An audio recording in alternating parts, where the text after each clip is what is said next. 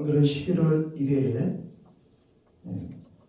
금요일입니다. 사무엘상 1장 1절 에브라임 산지 라마다임 소임에 에브라임 사람 엘가나라는 사람이 있었으니 그는 여로함의 아들이요 엘리후의 손자요 도의 증손이요 수베의 현손이었더라. 그에게 두 아내가 있었으니 한 사람 이름은 한나요 한 사람은 분니나라. 분니나의 자식이 있고 한나에게는 자식이 없었더라. 우리가 사무엘상의 말씀을 함께 나눕니다. 사무엘상은 우리 이제 엘가나 가정으로 시작되는데요.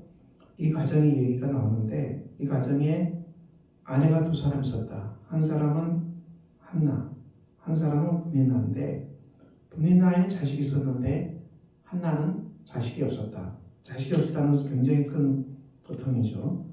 매년 하나님께 이 사람이 예배하고 제사를 드렸는데 이 드리고 나서 이 엘가나가 어떻게 했습니까?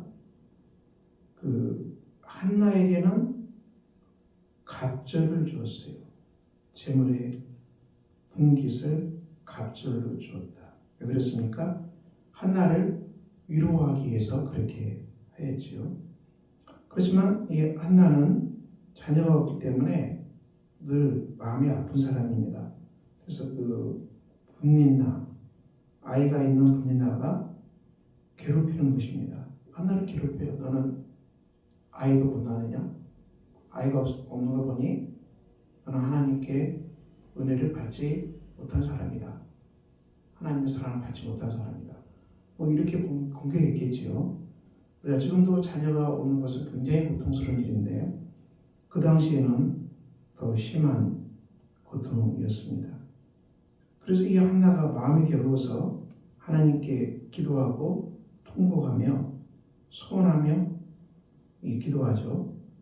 여호와여, 만일 주의 여종의 고통을 돌보시고 나를 기억하사 주의 여종을 잊지 아니하시고 주의 여종에게 아들을 주시면 내가 그의 평생의 그를 여호와께 드리고 삭도를 그의 머리에 대지 아니하겠나이다. 이렇게 기도합니다. 너무 고통스러워서 하나님 앞에 그 고통을 호소하는데 만약 제게 아들을 주시면은 평생의 그를 하나님께 드리고 삭도를 머리에 대지 아니하겠다. 하나님께 온전히 바쳐져서 하나님의 일만 하는 주님의 일에 100% 헌신하는 그런 사람으로 바치겠다. 이것이 한나가 하나님께 기도한 제목입니다. 이것에 대해서 이 엘리 제사장이 어떻게 합니까? 평안히 가라. 하나님께서 내 기도한 것을 허락하셨다. 이렇게 말하고 보내는 본문이 사무엘상 1장의 말씀입니다. 오늘 본문에 우리가 이 한나에게 있는 아픔의 얘기가 나옵니다. 한나는 자녀가 없었는데요. 이 고통을 하나님께 호소하고 자녀를 주시면 이 자녀를 하나님께 드리겠습니다. 이렇게 고백하는 한나의 눈물의 기도가 있었습니다. 하나님께서는 이 기도를 들어주시지요. 우리도 이 땅에서 많은 고통당하고 힘든 일이 있을 때 우리가 하나님 앞에 호소하는 것입니다. 하나님께 호소하고 하나님 이걸 제게 허락하시면 이것을 주님께 드리겠습니다. 특별히 우리가 이 자녀에 대해서 하나는 자녀가 없기 때문에 자녀를 주시면 하나님께 바치겠다고 이렇게 소원 기도를 했거든요. 우리에도 자녀들이 소중한 자녀들이 있는데 우리가 부모들이 자녀를 어떻게 양육해야 됩니까? 이 창세기 22장 이 한나가 아들을 주시면 하나님께 바치겠다 했는데 창세기 22장은 이 놀라운 말씀이 나오죠. 하나님께서 아브라함을 시험하시려고 부르시고 내 아들 내 사랑하는 독자 이삭을 데리고 모리아 땅으로 가서 내가 내게 일러준 한 산 거기서 그를 번제로 드리라 이렇게 말씀했어요. 그래서 아브라함이 이 아들을 데리고 종과 함께 그 모리아 땅으로 가잖아요. 우리가 산으로 가잖아요. 지우고 가는데 거기에서 이제 어떤 일이 일어납니까? 아브라함이 하나님 말씀에 순종해서 이삭을 잡았죠. 결박해서 나무 위에 놓고 손을 내밀어 칼을 잡고 그 아들을 치려고 하였죠. 하나님이 급하셔서 아브라함아 굉장히 급한 것입니다. 그리고 그 아이에게 손을 대지 말라. 내가 내 아들 독자까지도 아끼지 아니하였으니 내가 이제야 네가 하나님을 경외하는 줄을 아노라. 이렇게 하나님께서 말씀하시고 하나님께서 대신 다른 이 순양을 가져다가 걸려있는 순양을 가져다가 번제로 드린 이 일이 일어났습니다. 자, 이 역사 하나님의 산에서 여호와의 산에서 준비되리라. 여호와의 이레 이 말씀이 본문의 말씀이죠. 그리고 하나님은 아브라함에게 그 자손이 정말 번성할 것이다. 하늘의 별과 바닷가의 모래같이 많게 되고 내 씨가 대적의 서문을 차지하고 천하 만민이 너로 말미암아 복을 받으리라. 이 약속의 말씀까지도 주고 계십니다. 오늘 우리가 이 자녀들과 관계죠. 우리가 자녀들은 누구의 것이냐를 성경은 말씀하고 있습니다. 한나가 자녀가 없는 속에서 아들을 주시면 이것을 하나님께 드리고 평생 하나님을 일을 하는 복된 사람으로 삼겠다고 말씀하셨거든요. 오늘 저와 여러분에게도 자녀가 있는데 이 자녀가 누구의 자녀라고 하나님께서 물어보십니다. 우리가 하나님보다 자녀를 더 사랑해서는 안 되겠죠. 우리가 우상숭배 아닙니까? 우리가 하나님보다 자녀를 더 사랑하고 자녀를 우리의 신으로 삼으면 정말 난감한 일입니다. 난감한 일이죠. 제가 일본 여행 갔는데 그 가이드가 그런 말을 하더라고요. 일본 사람들이 자녀들을 어떻게 키우는지 아느냐 그 얘기를 하시더라고요. 일본 사람들은 아이들이 어린아이 2살, 3살 이런 어린아이입니까? 4살 이런 어린아이들이 이 밥을 안 먹겠다고 뗐으면은 어떻게 합니까? 이 반찬을 다 빼버린대요. 다 빼버리고 그 밥에다가 물만 부어가지고 간장 주고 먹으러 간대요. 뗐으니까 달리는 게 아니라 반찬 다 빼버리고 진짜 이 물 말아준 밥 반찬 주고 먹으라. 그것마저도 떼쓴다 안 먹는다. 그것도 안 먹이고 굶겨버린다는 것입니다. 이 일본의 자녀들을 양육하는 일본 사람들이 그렇게 양육한다는 거예요. 그렇게 키우고 그리고 나중에 대학생이 되면은 부모 손 안 빌린대요. 다 알아서 알바 할 줄 알고 또 국가에서 나오는 돈으로 대학을 다 알바해서 다니고 또 등록금도 자기가 다 마련하고 그리고 부모 손 안 벌리고 또 사회로 진출하는 이게 일본 자녀들의 일반적인 삶이라고 이렇게 얘기하더라고요. 근데 우리 이제 그 가이드분이 한국 사람들이 여행 올 때 자녀를 데리고 온대요. 근데 큰 가방을 가지고 온대요, 어린아이. 그 큰 가방에 뭐가 있습니까? 하니까는 과자가 가득 차 있대요. 그래서 아이가 뗐으면은 바로 꺼내서 그 과자를 준다는 거죠. 이것은 이제 불량식품이죠. 뗐으니까 주는 거죠. 뗐으니까 달래기로 주는 거죠. 그건 아니지 않냐고 해도 부모 얘기가 이미 이 아이는 이렇게 키웠기 때문에 더 이상 할 수가 없다는 거예요. 뗐으면 줄 수밖에 없다는 겁니다. 이게 참 안타까운 얘기를 하던데요. 우리가 이 자녀를 이것은 하나님께 바쳐진 하나님의 자녀다. 그러므로 누가 책임진다는 것입니까? 하나님이 책임지신다. 내 손을 떠났고 하나님이 책임지신다. 그러니까 이 마음으로 자녀와 관계해야 된다. 그리고 자녀는 하나님의 사람이다. 하나님의 자녀다. 이것을 선포해야 되는 것이죠. 우리 성도들이 삶에서 우리가 열심히 기도하고 간구하죠. 한나도 아들이 없기 때문에 기도하고 강구하고 또 무엇을 구했습니까? 이 자녀를 주시면 성기도인데요. 근데 목적이 분명하죠. 하나님께 온전히 바치는 그런 아이가 됩니다. 이렇게 기도하잖아요.